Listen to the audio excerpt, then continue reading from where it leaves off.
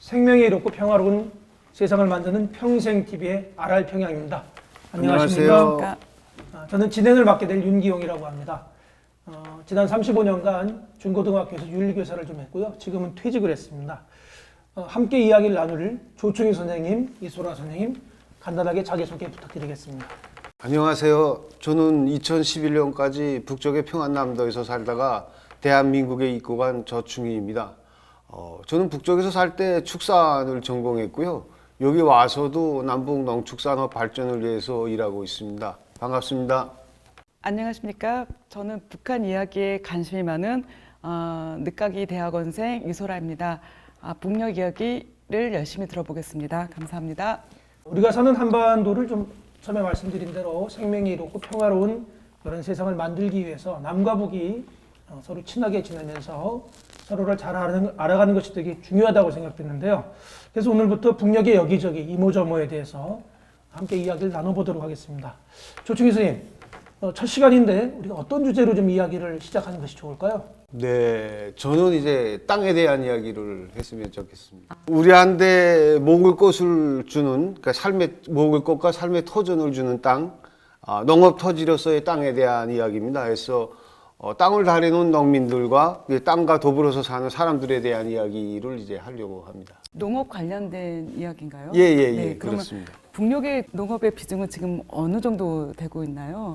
북쪽의 농업이 차지하는 비중이 굉장히 큽니다. 그래서 북한 경제에서 농업이 약 36%를 차지하고요. 인구로만 봐도 그 농업에 종사하는 인구가 한 440만 명이라고 되어 있거든요. 그러니까 전체 그 인구를 봤을 때 약 20% 정도를 차지하고요.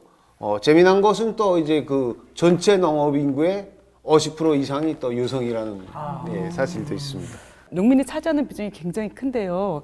그 북녘의 땅에 대한 구체적인 이야기를 좀 부탁드리겠습니다. 땅에 대한 이야기 하려면 끝이 없죠. 뭐 여러 가지 많은 이야기를 할 수 있는데 역사적인 맥락으로 이제 보는 게 좋지 않겠나 이렇게 생각을 했고요.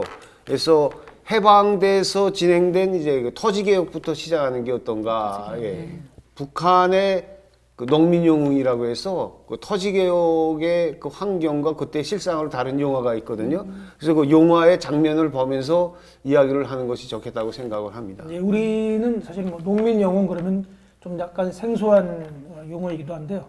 실제 인물을 배경으로 한 영화인가요? 네, 그렇습니다. 그래서 황해남도 이제 재령벌이라고 있는데 황해남도 재령군의 김재원이라는 농민에 대한 이야기입니다. 아, 그렇군요. 저희 어머니 고향이 사실은 황해도였기 때문에 나름대로 좀 이렇게 관심이 좀 가네요.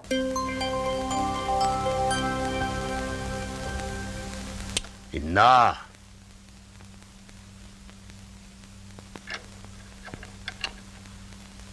형님 오십니까? 언제까지 이러고 살아갈 셈인가?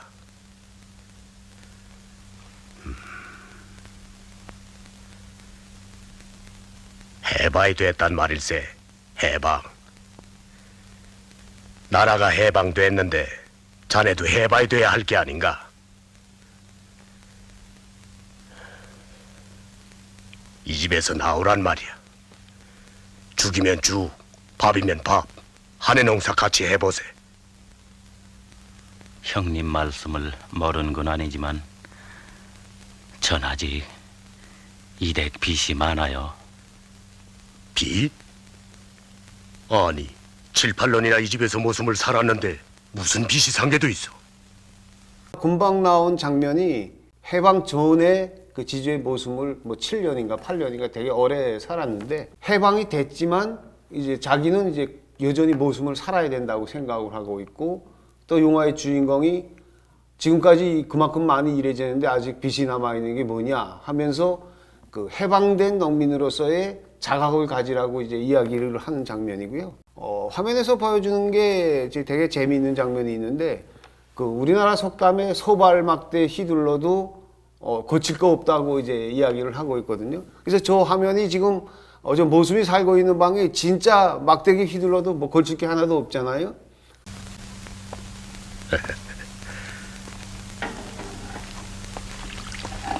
자, 인주개. 형님, 어디로 가십니까? 이쪽인데요. 잔말 말고 따라오게.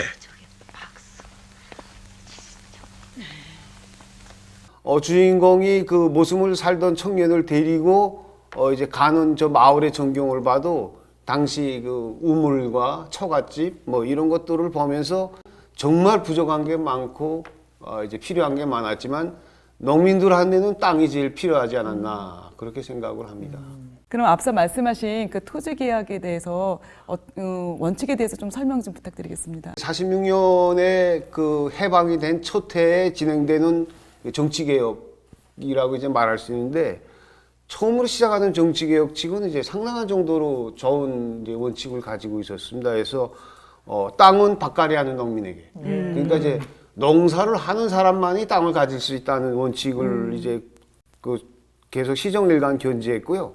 그 다음에 토지개혁의 방법은 무상몰수, 무상분배 방식입니다. 그 무상몰수라 그러면 모든 걸 다 뺀다는 소리신가요? 그렇지는 않습니다. 그래서 당시 토지개혁 원칙을 보면 5정보, 그러니까 5헥타르죠. 5헥타르 이상의 땅을 가지고 있으면서 모수물 두거나 소작을 주는 사람인 경우에, 그러니까 남이 노동력을 착취하는 사람을 지주로 규정하고 그 지주의 땅과 그 다음에 그 일본인들의 땅, 그다음에 일본인 회사나 공사가 가지고 있던 땅을 무상으로 몰수해서 이제 그 밭갈이하는 농민들에게 무상으로 공급하는. 그렇군요. 예. 예. 지금 붙이는 땅을 그냥 주는 게 좋겠구만. 좋겠다. 그 정근이 뭐까지 합치면 정말 천석부자 부럽지 않겠는걸?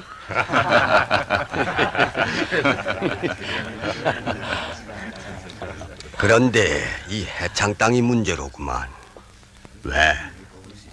왜라니? 해창 땅은 짠물이 많이 올라오니까 다들 달가워하지 않거든. 아, 그건 좋은 땅에다가 조금씩 붙여서 논아주면 굴말이 없지 않을까요? 그 넓은 땅을 그렇게 쪼갤 수야 없지 않나? 그렇고 말고 그렇게 찰떡 매주듯이 할 수는 없네. 내겐 해창 땅을 다 주게. 화면에서 보니까 그 좋은 땅, 그러니까 땅에 이제 그레이드가 있을 거 아닙니까? 근데 좋은 땅, 나쁜 땅을 어떻게 분배를 했는지, 그 좋은 땅을 다 갖고 싶어 했을 텐데, 그건 어떻게 나눠졌을까요? 근데 큰 갈등 요소가 분쟁이 됐을 됐을 거, 예. 그렇죠. 누구나 다 이제 좋은 땅 갖고 싶죠. 가지려고 하고 네. 있고 그렇다고 해서 좋은 땅, 나쁜 땅을 다 이제 뭐 이렇게 짝에서 가지지는 없고, 못하잖아요. 네. 그래서 이제 영화에서는 주인공이 나쁜 땅 내가 가질게 제가 예. 뭐 이렇게 이제 다 마타나사고로 이제 하는 거 있는데 실제로는 그렇게 안 되어 있고요. 이제 토지를 10등급으로 나눕니다. 그래서 제일 좋은 땅이 1등급이고 제일 안 좋은 땅이 10등인데 그 1등급의 땅에서 정보당 헥타르당 얼마나 날 수 있는가를 규정을 해요. 그러니까 1등급의 땅에서 헥타르당 5톤이 날 수 있다. 그러면 10등급의 땅에서는 1톤밖에 안 난다. 해가지고 실질적으로 그 소출이 얼마, 그러니까 나쁜 땅에서는 소출이 작게 나니까 거기에 따라서 현물세를 이제 할당량을 줄여줍니다. 그러니까 좋은 땅은 예를 들어서 평수도 좀 작게 주고요. 그러니까 나쁜 땅은 소출이 적게 나니까 평수를 좀 많이 주는 방식. 근데 평수를 많이 주면 노력이 더 많이 들어가지 않습니까? 그렇죠, 네. 이제 거기에 한해서 그 현물세를 이제 줄여주는 방식. 이제 그런 방식으로 해서 땅을 등급을 나누어 가지고 좋은 땅, 나쁜 땅을 어떤 방식으로 나누는가를 이제 그때 지금 생각해봐도 우리 농민들이 당시에 굉장히 슬기롭게 이제 대처를 한 것 같아요. 예.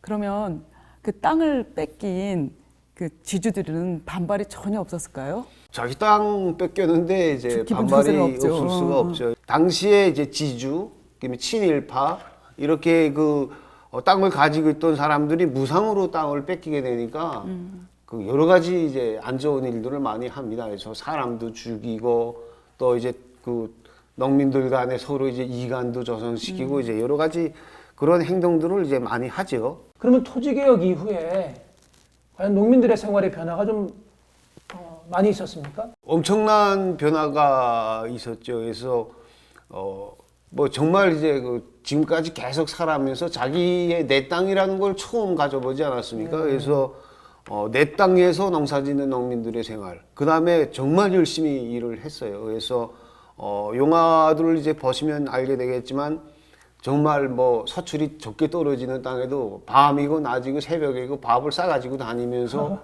논에서 살면서 초태 농사를 지어서 사실 굉장히 이제 그 생활도 부유해지고 그렇게 됐죠. 그래서 토지개혁 이후 그 농민들의 생활은 거의 이제 뭐 하늘과 땅 차이로 이제 이야기하실 정도로 상당히 이제 좋아졌다고 이야기할 수가 있겠습니다. 남한에서도 토지개혁이 진행된 거로 알고 있거든요. 그렇죠. 네. 근데 이제 남한의 토지개혁은 이제 어떤 방식으로 진행되었습니까? 38선 이남에서는 북쪽보다 그러니까 이북쪽보다 좀 늦게 시작이 됐죠. 북쪽에서 이루어진 토지개혁의 영향을 받아서 그 당시 미군정 시대였는데 그때 이제 토지개혁이 이제 받아들였는데 그 시기도 늦었고 방식도 사실은 굉장히 좀 달랐습니다. 그래서 38선 이남에서는 주로 그 일본인들이 소유하고 있던 혹은 일본 기업이 소유하고 있던 토지에 대해서만 이루어졌고요. 대한민국 정부가 수립된 이후에는 이후에 다시 또 이제 그 토지개혁이 법제화돼서 이루어졌는데 어쨌든 북녘 사회와 38선 이북과 이남에는 좀 그 토지개혁과 관련해서는 그런 좀 차이가 시기적으로나 방법적으로나 내용적으로 좀 차이가 있었던 것으로 이렇게 설명할 수 있겠습니다. 토지개혁 이후에 북한 농민들의 아까 하늘과 땅 차이라고 했는데요. 예.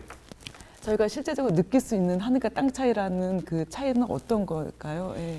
토지를 분여받고, 그러니까 땅을 가지고 땅을 받고, 농사는 이제 주로 가족 단위의 그 소농 경영 방식이 위주로 진행되었는데요. 그다음에 해방 공간에서는 농민들이 정말 자유롭게 이제 잘 살아서 토지개혁 이후에 그 계속적으로 농업 생산이 이제 계속 늘어났고요. 땅의 주인, 나라의 주인이라는 말이 이때 사람들의 그 입에 자연스럽게 그 오를 수 있을 정도로 이제 그 북쪽 지역 농민들의 일상이 상당히 많이 이제 변했습니다. 예, 농민들이 그러니까 농사를 짓는 분들 사람들이 땅의 주인이 된다.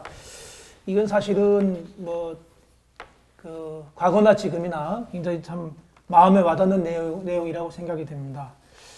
자, 그런데 사실은 이 토지개혁이 40년대 후반에 이루어졌지만 그 이후에 다시 그 협동화가 진행된 거로 제가 알고 있습니다.